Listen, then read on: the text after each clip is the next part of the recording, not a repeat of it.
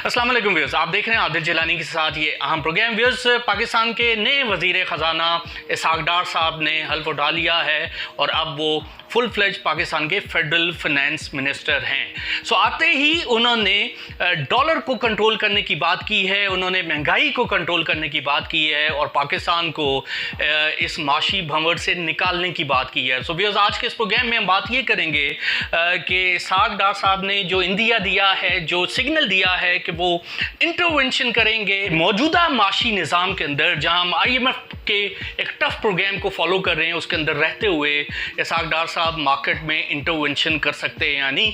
सो सबसे पहले जिन्होंने अब तक हमें ज्वाइन नहीं किया वो हमें ज्वाइन करें ताकि आप और हम इसी तरह कनेक्टेड रह सकें। सो बुनियादी इशू ये है कि IMF के प्रोग्राम के तहत पाकिस्तान अभी market driven exchange rate regime को लेकर चल रहा है कि मार्केट की सप्लाई डिमांड की फोर्सेस तय करती हैं कि पाकिस्तान में जो डॉलर है उसका क्या लेवल होगा। एक तरफ ये इशू है कि पॉलिटिकल और इकोनॉमिक इंस्टेबिलिटी है, दूसरी तरफ सैलाब के आफ्टर इफेक्ट्स हैं, तीसरी तरफ ग्लोबल मार्केट में डॉलर जो है वो दोबारा स्ट्रांग हो रहा है क्योंकि दुनिया के तमाम सेंट्रल बैंक्स ने इंटरेस्ट रेट में इजाफा किया है ताकि वो इन्फ्लेशन के अगेंस्ट, महंगाई के अगेंस्ट कोई दीवार खड़ी करें, क्योंकि ग्लोबली पूरी दुनिया जो है रिसेशन की तरफ जा रही है। तो तीन बड़े इश्यूज हैं, सियासी और माशी अदम इस्तेकाम, सैलाब के आफ्टर इफेक्ट्स और ग्लोबली जो डॉलर स्ट्रॉन्ग हो रहा है। और सबसे अहम ये है कि पाकिस्तान के रिजर्व्स जो है वो बहुत कम है। मौजूदा रिजर्व्स की सूरत हाल को देखकर, जो कि 8.3 बिलियन डॉलर पर है इस वक्त, और मार्च में ये तकरीबन 16 बिलियन डॉलर्स पर पाकिस्तान के रिजर्व्स थे, तो उसमें काफ़ी गिरावट आई है, काफ़ी कमी आई है। तो मौजूदा रिजर्व्स को देखकर क्या ये एडवाइजेबल है कि मार्केट में डॉलर्स मजीद फेंके जाएं और ताकि रुपए को इस्तेकाम दिया जाए? डार साहब ने अपने माजी के पहले दौर के अंदर भी डॉलर्स की जो सप्लाई है वो मार्केट में की थी, ना तो हमारी एक्सपोर्ट्स बढ़ी और ना रुपए में इस्तेकाम आया। और यही वजह है नवाज शरीफ साहब के प्रीवियस दौर में 26% रुपया गिरा, PTI के दौर में 47% रुपया गिरा और अभी तकरीबन 32% रुपया गिर चुका है डॉलर के अगेंस्ट। तो ये जो सियासी अदम इस्तेकाम, जो माशी अदम इस्तेकाम जो रिफ्लेक्ट हो रहा है आपके एक्सचेंज रेट में, उससे महंगाई में इजाफा हो रहा है, उससे एक आम आदमी की जो लाइफ है वो बुरी तरह मुतासर हो रही है।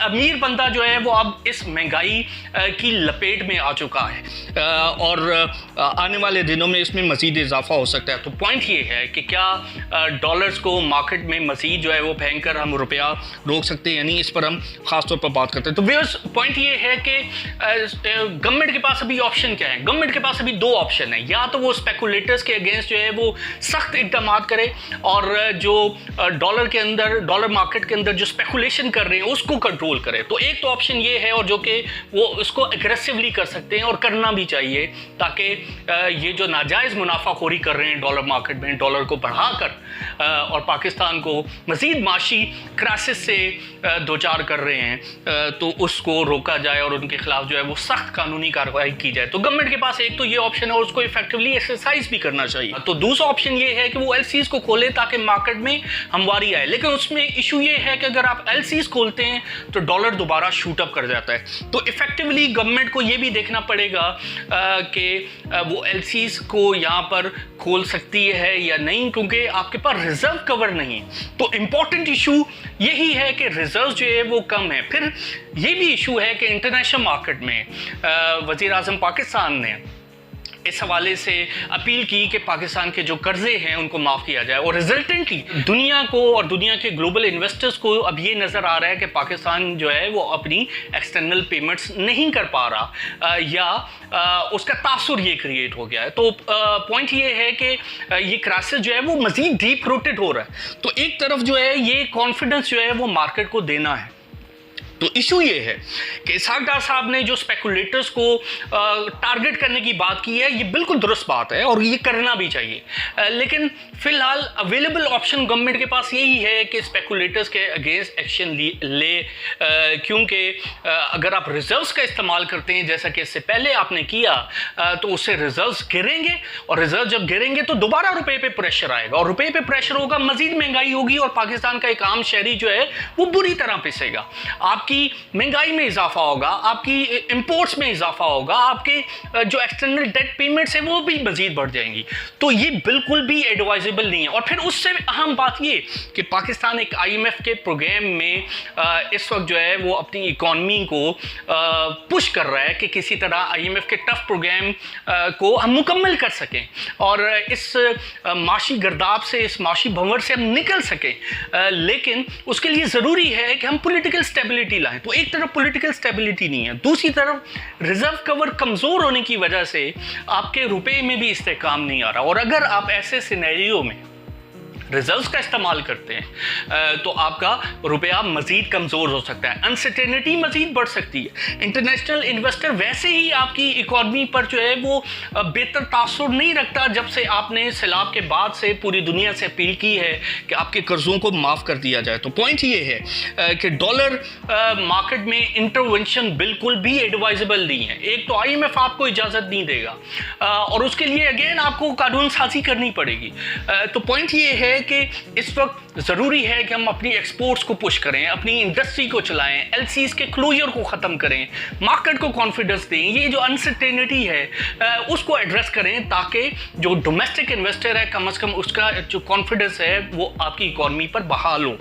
तो सिर्फ डॉलर को टारगेट करना या सिर्फ ये कोशिश करना पॉलिटिकली कि अपनी कॉन्स्टिट्यूएंसी को हम स्ट्रॉन्ग कर लें, उससे ना तो हम अपनी इकॉनमी को सर्व कर रहे होंगे और ना जो है वो अपने गरीब बंदे को सर्व कर रहे होंगे। क्योंकि डॉलर्स अगर मार्केट में धकेले, जैसा कि इससे पहले इसहाक डार साहब ने मार्केट में डॉलर जो है वो फ्लोट किए थे ताकि रुपये को इस्तेकाम लाएं, लेकिन उसका फ़ायदा क्या हुआ? ये चलने वाला नहीं है।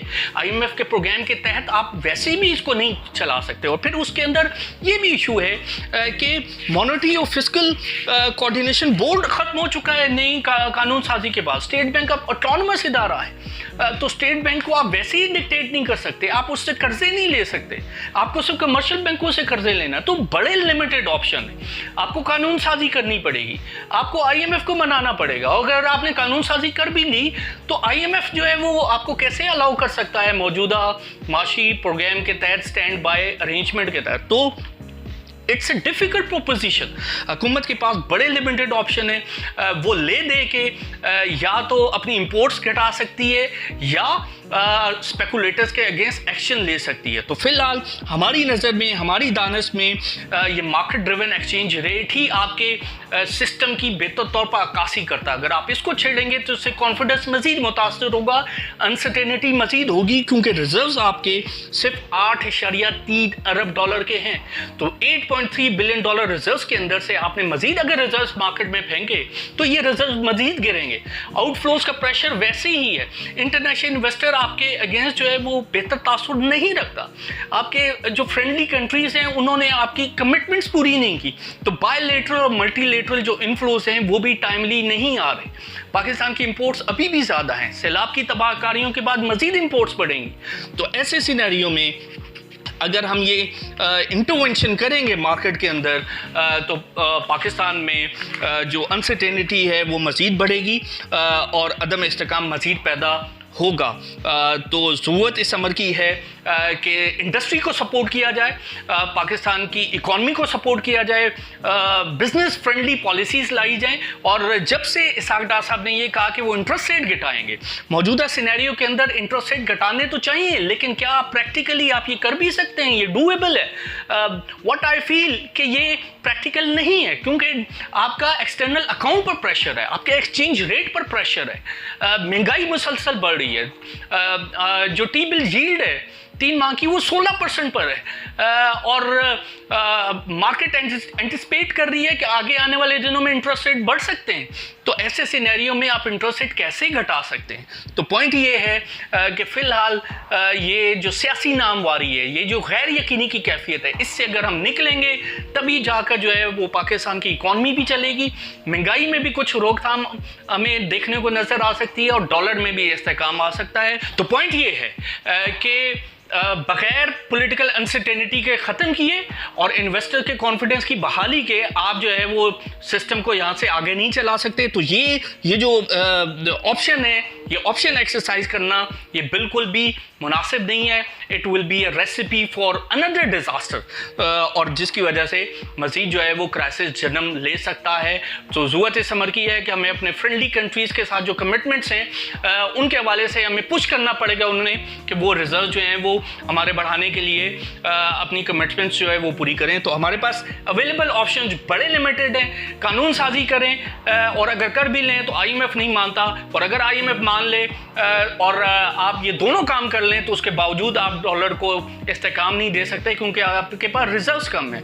तो तीनों सिनेरियो के अंदर ये बिल्कुल भी एडवाइजेबल नहीं होगा कि आप पाकिस्तान के अंदर जो फ्री फ्लोट एक्सचेंज रेट रजीम है, मार्केट ड्रिवन एक्सचेंज रेट रजीम है, उसको आप रिवर्स करें। और अगर आप रिवर्स करेंगे तो पाकिस्तान के अंदर क्राइसिस मजीद जन्म ले सकता है। हमारी तरफ से यही कुछ। आदिल चनानी को इजाज़त दीजिए। अल्लाह हाफ़िज़।